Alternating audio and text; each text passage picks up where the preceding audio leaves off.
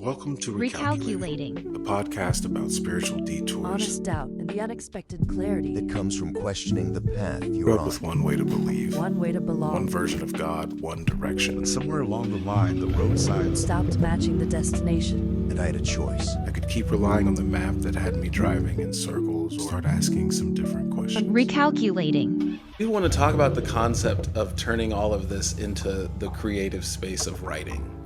Yeah. Because I think it's an interesting thing to do with all that energy. Especially, it's so funny, you had said you wanted previously, like your other idea of a book to get published by the Pacific Press. I think that's like a fun little fantasy a lot of us have, like, oh, I want a Pacific Press book one day, you know? Right. What does like the space of mysticism in writing do for you? It's a method of healing, I think, for me. So a couple years ago, I had the idea, well, I've always been a writer.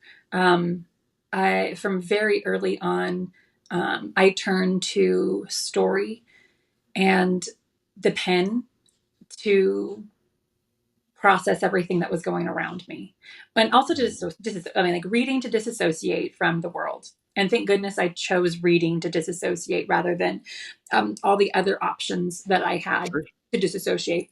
But for me, it was reading and stories and books, and I just read voraciously. And thank goodness I did too, because it did help me see a worldview much bigger than the Seventh-day Adventist system. I read books that the church did not approve of, for sure. I had a lot of guilt for that too, of course, while I was in the church. But it was like, I just needed to read anything and everything. But it wasn't like I was reading these things thinking everything in there was true.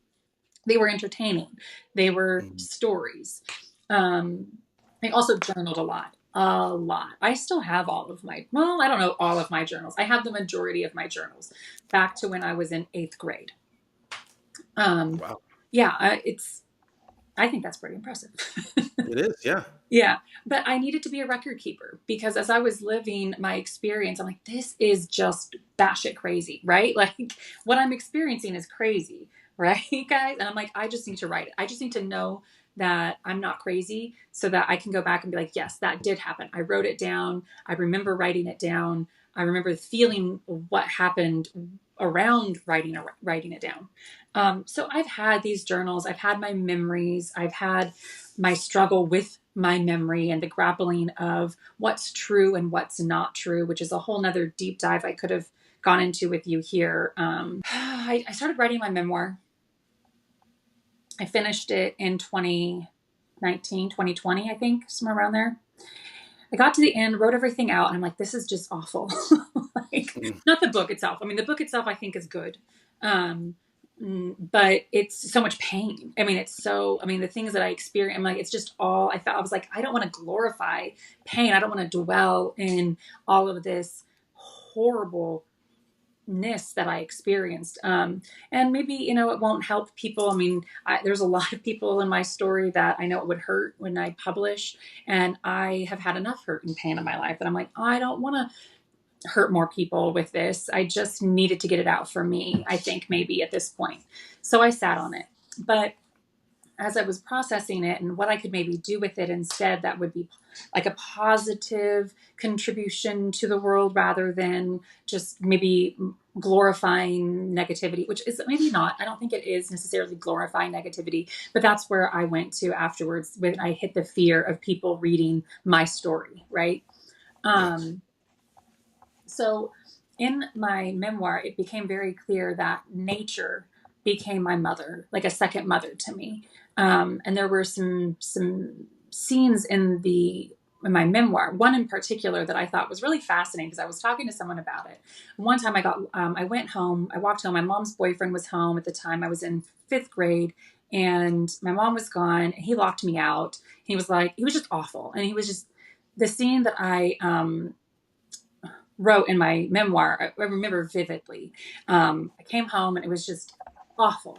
Locked out, yelling at me, was threatening me. And I just knew that I had to escape into the woods, whenever this happened. And that wasn't the only time it happened, but when I went out into the woods exploring, I found this pond one day, and it was like deep in the woods of the Howell Mountains, because I was living up in England on the Holy Hill.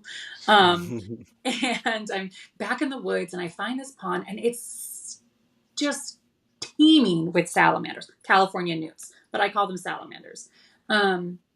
They were, I mean, it was just incredible. It was like, that felt like a magical realm where I walked into. The way the light was filtering through the trees, the way that there was this pond that had survived what it looked like a house must have been there, and it had burnt down, and then this old, very old pond had kind of just gotten swallowed up by the forest. And the salamanders had now taken it over. And now my instinct when I see something like that is get in. So I stripped off my clothes and I went swimming with these salamanders. And it was with this incredible experience where I'm just in this pool, swimming around, playing like I'm a magical creature, and with these salamanders all over me. It was just so much fun. Like, I could escape horrible abusive situations and then go have a magical moment in the woods out behind my house and survive that. That's kind of how I survived it. So I was telling someone about that, and they're like, Heidi, those California newts are incredibly toxic. Did you not know? And I'm like, oh, you're right. They are really toxic. I'm like, they're like, I cannot comprehend how you survived swimming in a pool filled with toxic salamanders, because they would have excreted it into the water. Like, you would have been like, and they're all like, whoa, like the fact that you're just here is incredible just for that story itself. And it made me think, like, how cool would it be to turn that moment into a, like, my Chronicles of Narnia wardrobe moment? That this was my portal to another world. Yeah. And so I did that. So that's the first book in my Mother Ring series is called The Salamander Queen. And it starts off actually as when it starts off on the day that my mother dies. And I go home and I find her, and I'm grieving, and I'm just like, what's happening? And next to my mother's bedside, or somewhere in my mother's house, there was these black pyramids. Like, she was all into crystals and herbs, and she was very, I guess, what some people would call pagan or witchy in her spiritual beliefs. While it was like very much within Adventism, she was very interesting. So she had this black pyramid, and I did hold on to it, and it was something that, like, I connected with. I have it in my house, but in my book, I have that as a portal. Like, I go home, I'm grieving, I hold on to it, and I'm begging for connection with my mother. I just want answers or something, and then that takes me to when I'm 13. 13 is an important number for me, and I just wanted to age her up, and it's a fiction, so I can do it. Yeah, whatever you want. So right, so it takes me when I'm 13, and I'm there. In the Howell Mountains on the Holy Hill, and I make it a day where I'm kicked out and I'm pushed out into the woods, and go and do the swimming, all the things that I actually did. But in the book, it helps me. It, like, opens up my mind to be able to connect with all of nature. Like, I think, honestly, one day we'll all be able to communicate with everyone telepathically. Have you read the telepathy tapes podcast? No. Oh Mm-mm. man, I've been listening to that, and it just blows me away. If you get a chance, do listen to the telepathy. And anyone listening to this, listen to the telepathy tapes. So yeah, so it and then this salamander queen, or the fire goddess archetype, is embodied in a California newt that I meet in this sense, like, and also gives me like a mission. Like, here's what you have to do. Sure. You have all this generational trauma. Your great great great grandmother is, did this, and now you need to do this to help us save the world. High stakes, and it spans, and it becomes like a journey throughout history, because you have to do this before the last tree of remembering is cut down by man. Yeah. And I have my character go to this window tree in England that got cut down. Everybody loved the window tree. It was like this icon of Angwin, Pacific Union College, I guess. And then in like 1995, it died, and they just cut it out. But in my book, I have it be a portal. it's there, and before it gets cut down, I get to it, I go to it, and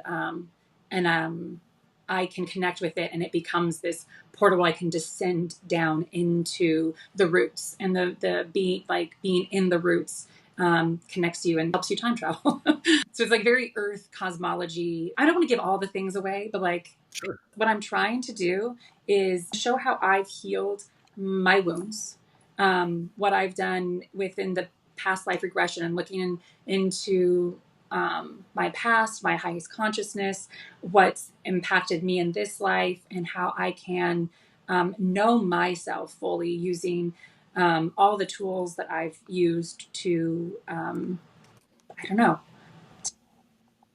self-actualize, Yeah. rise above all of the horrible things that have been done to me.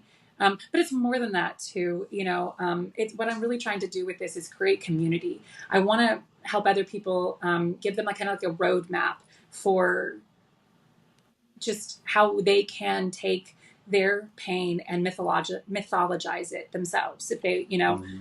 want to. It doesn't have to, we don't have to dwell in the pain. We can take it and make it whatever we want it to, tell the stories that we need to tell, and help us remember ourselves and who we are and what we're doing here. What is the No, purpose that's of all of this? Because for me, I mean, for some people, the purpose is not a thing. It's like their purpose is just to come and have fun and enjoy life, and that's great. We need people to just live life and enjoy life and remind us of the joy of living, for sure. mhm.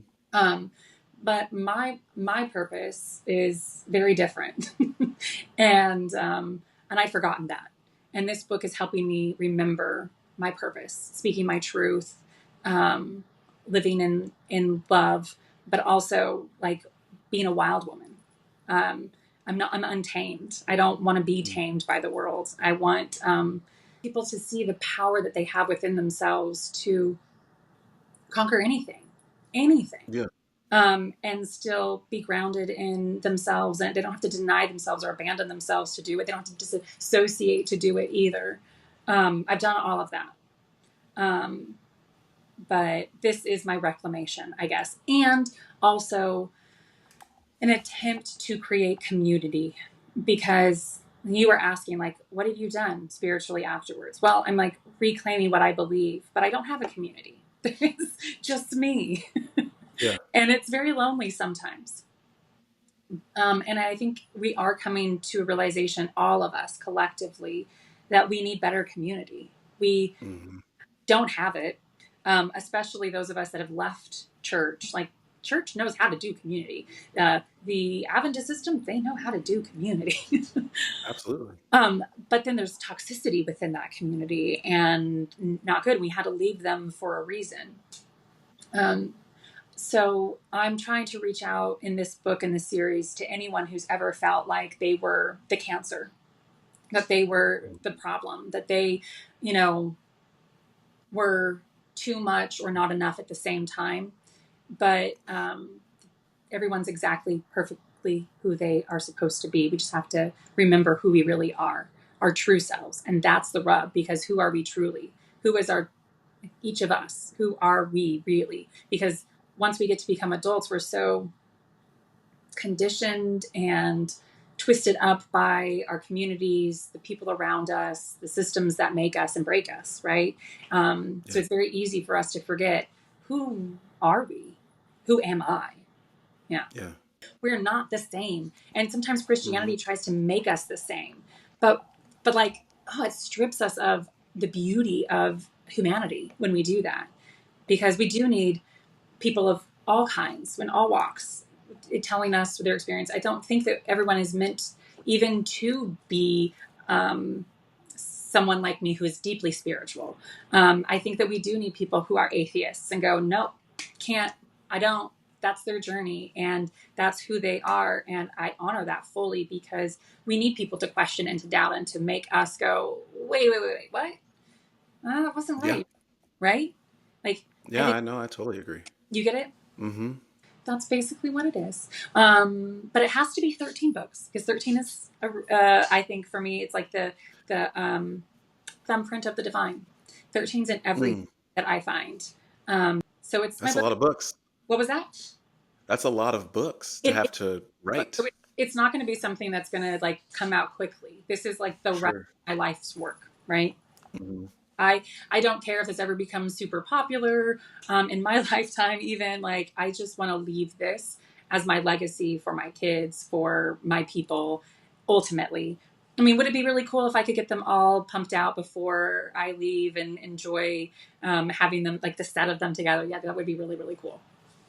Um, and I also don't. I'm like the 13 of them. They're not going to be very long. I mean, I see them more like Chronicles of Narnia length, not Wheel of Time each book length. You know what I mean? Sure. Yeah. Um, but each book is a descent. Like there's a different tree in each book, a different portal to a different time, a different past life that I have to recognize with and heal and take a part of that knowledge and healing back to my present self. And I have to have, and then there's like a song. It's like a whole music and a scale. And there's 12 and 13 number and numerology is like super important in the series. But I feel like now I'm talking too much about the book, and this is not me trying to pitch my book. I don't know how to talk, No, no, no. talked about I no, that's not. I find that absolutely interesting because of what we do after. Um, it. I think that's probably the most interesting thing that'll come out from uh, this series of conversations. I would imagine Yeah, is the afterness. right. What are people doing with that anxiety or tension or pressure? Are we using it for mirrors or excavation? Like it sounds like you're doing both with yours. You are sharing something but learning about yourself at the same time. So you're that healing process, I'm sure, pushes the creative process along as well.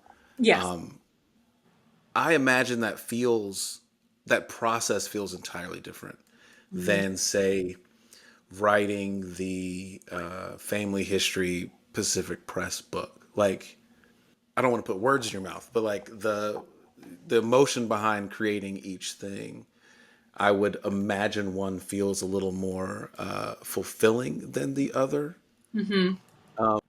Not that the other one didn't at the time, but just being in the spot where something, like, especially fiction, we weren't supposed to even read fiction, let alone create it. So, like, to be doing something uh, forbidden to some extent to emerge your true form is like its own rebellious kick-ass thing, but also like a natural progression, I think. I tried to write fiction um almost for the exact same thing you said of like I really don't want to hurt people with the full honesty of my story.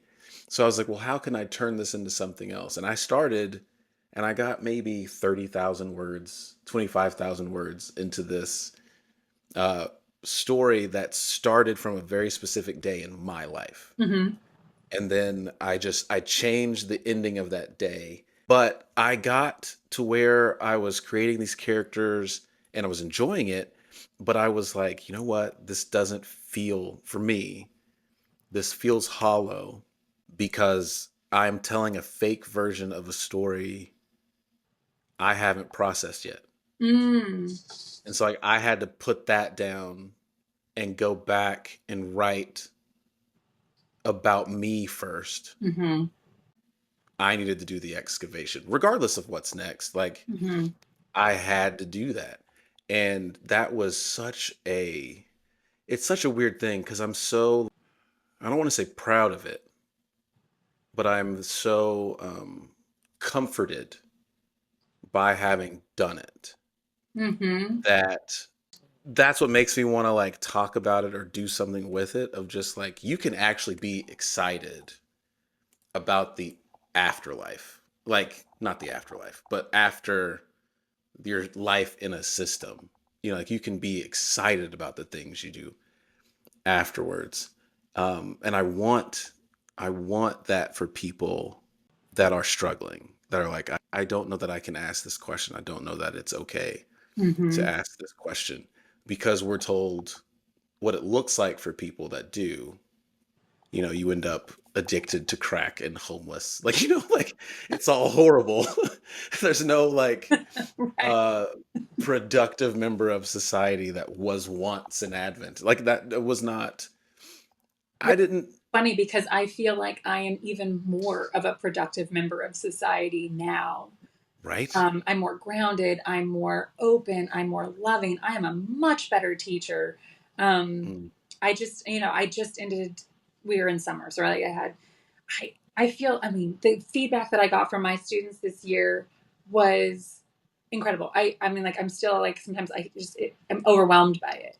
Um, I've never gotten that before. I'm in a public school system now versus an Adventist system. And it's interesting, like that dichotomy is a very interesting, like thought process too.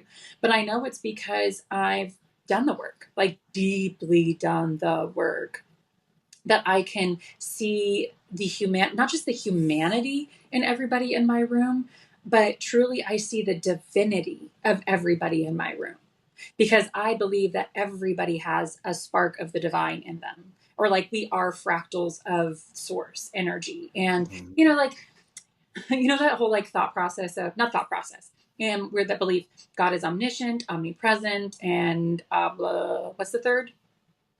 Omnipotent. Right.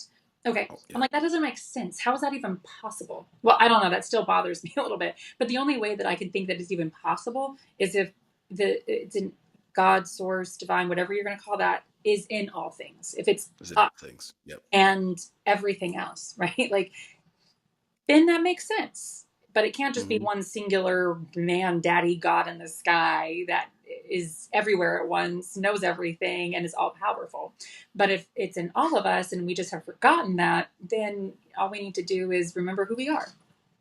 And we Hmm. can't do that when people are bashing us over the head for who we are, or telling Yeah. us we're wrong for who we are, or, well, I love you, but I hate the sin of you. Like, Right. Yeah. none of that It's works. it's it's impossible to see that divine spark in other people if you are constantly taught it's gone out in you.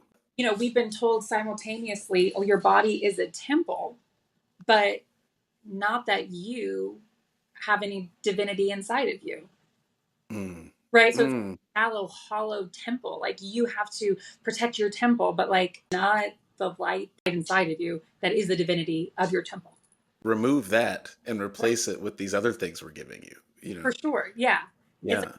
externalizes it. It takes it away. So it's like, on one hand, you're like, yeah, that is kind of true. I get it. That's why it's like so heady, is because in these church systems, they have part of the truth, but they twist it up and pump that fear into you, so that that Mm. fear keeps you from questioning why the cognitive dissonance is making you so confused all the time about what's happening. Um, Yeah. anyways, Is there anything I do want to ask this since we've talked about it somewhat negatively, I guess. Um, are there aspects of your Adventism that you have surprisingly kept? Like, I'm mm, going to hold on to this. yeah, I love my Sabbaths, Hmm. but Sure. not the same. Like, I have my day of rest. I really am protective of my Saturday. I don't do work on Saturday. I just need for my body to have that rest.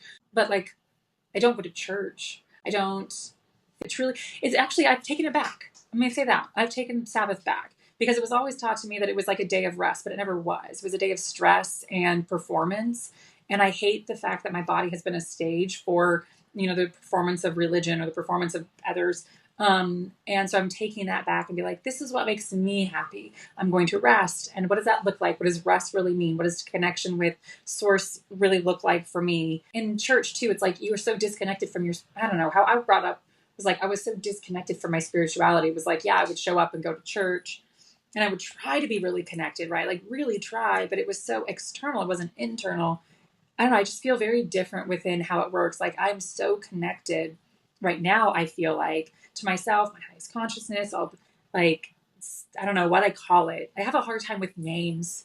I don't know. I don't like the Yeah. word God. I don't know, like source, Yeah. I guess, or universe, but like, I feel like I'm like, I really am living in that daily conversation.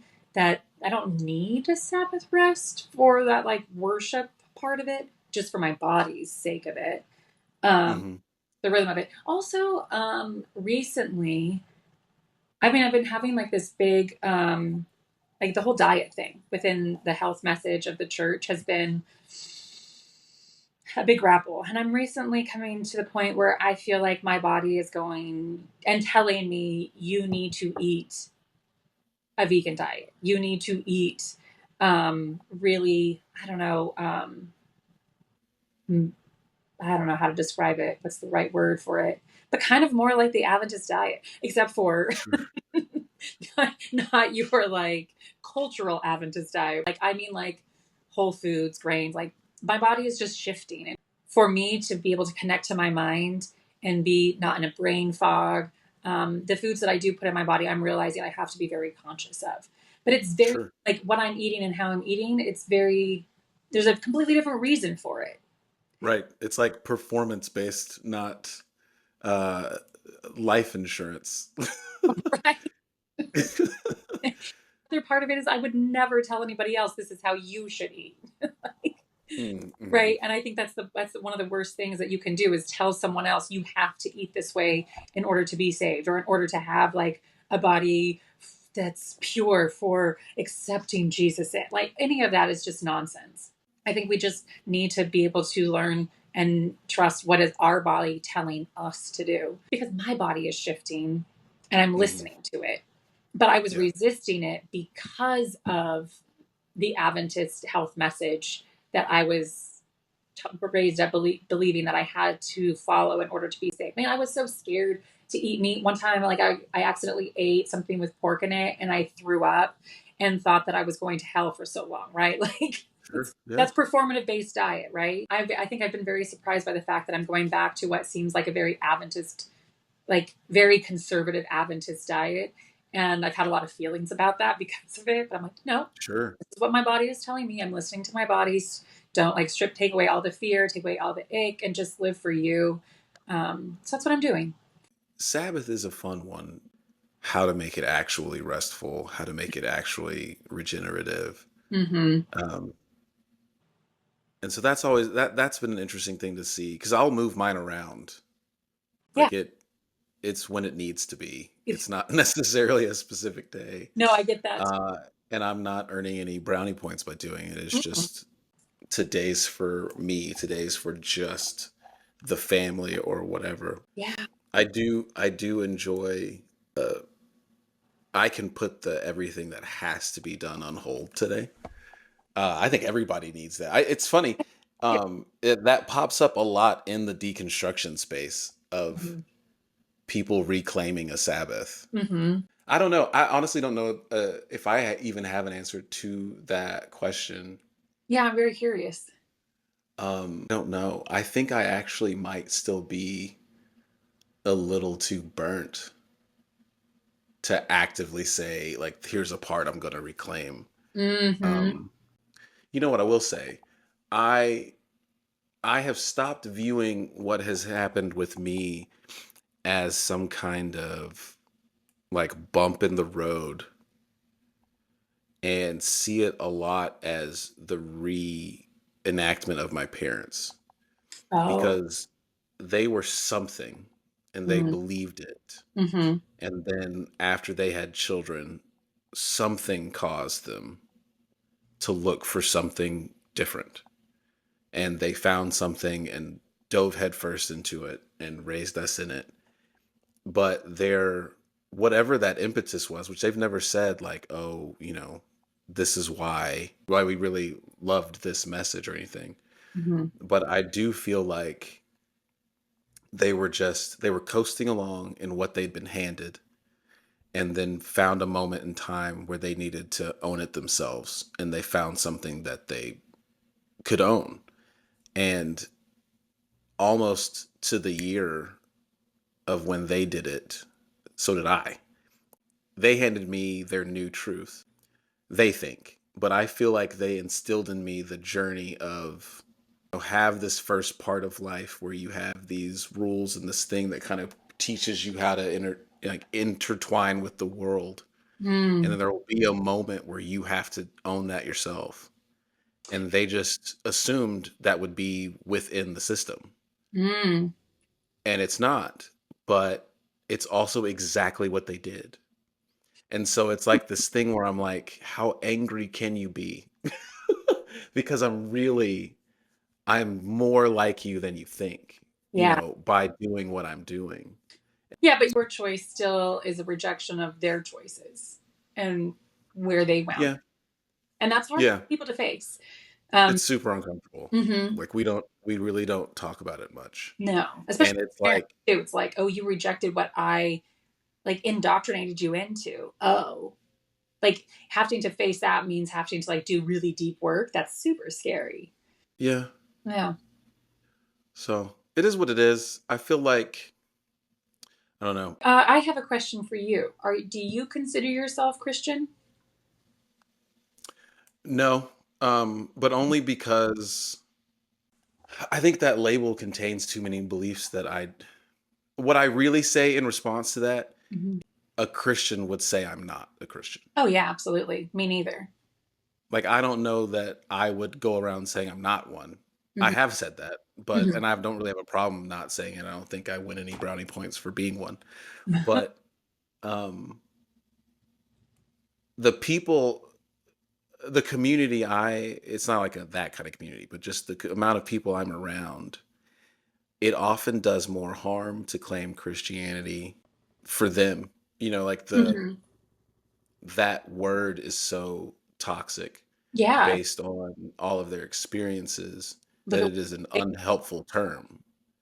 Like, it's not me saying I believe in nothing. I Mhm. have this set of beliefs that I now hold really tight, and that's called something else. It's not that. Mhm. It's just any conception of divinity that I'm open to still can't be the kind of divinity that would be angry at me for disclaiming a name that has become so poisoned.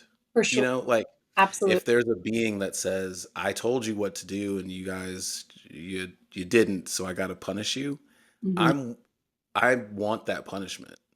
Like, that's the thing that's weird for me. It was never like I don't believe in this particular God anymore. It was, if this is the real one, ugh, I don't know that he's worthy of what I'm supposed to give him. For sure. Like, that was the gamble. It wasn't I don't believe this. It was, I'm better off without this. And Yeah. then that felt weird. That felt weird of I am better off without this thing. That was the thing that made me go down the let me actually ask these questions, because perhaps I am mistaking the idea of something more, something greater, something collective, and making it have to fit in this, even in the expanded circle from Adventism. I was still trying to box something in. And that's an incredibly human thing. I mean, obviously, what else are we going to do? For me to think I've encapsulated that idea to be able to say there is nothing is wildly arrogant to me. Wildly arrogant. I agree. But then it's more arrogant to say I absolutely know what it is, and it's this thing. Like, that's insanity to me. Which, I mean, that's most of my life, but it is now crazy. Hmm. I hear you. I can't speak for anybody else but myself, right? I think that's Yeah. a huge part of my spirituality. I like trying to like grapple with belief. What is like how do I like, we just yeah, just belief itself. And having belief in something is really something that I think I'm still going to grapple with for ever. I don't know. I don't know. Yeah. I have to be grounded in it has to be grounded in science and what I know for it to be like hardcore. I do believe this. Yes. But for me, my journey took me to like my experiences with my mom, right? Like I believe with my whole heart that my mom called me home that day because I needed to be there. She needed me there. And she needed to help me see that there is this spirit world all around me, and that it's okay to be connected to that. Like, everybody's on our own journey, and everybody's journey is so not just valid, but I think sacred. Yep. Yep. Even if Yeah, it's messy and absolutely. ugly and dark and it doesn't ever come in any kind of connection with spirituality. I think it's our journeys that we take here to learn, to Mhm. figure things out for ourselves and our soul's journey. And we set it up what we need. I mean, the core beliefs that we do believe, our belief system does create our reality. So I know that. Like, Yeah. we've lived that, right? Our belief systems create our reality, and it's all filtered through that belief system. So I'm like, I need to create a better belief system. Like, I just need to create the best belief system I can. I do believe that we have these eternal souls, and that they're seeking knowledge with the divine source. Like, we're just learning, and we do have the separation, and in that separation, chaos happens, pain happens, but we choose it, because I needed to believe that I chose this life. I chose my parents. I chose the Seventh Day Adventist system to learn in, um, because if it was done to me, it's harder. Right? That's just me.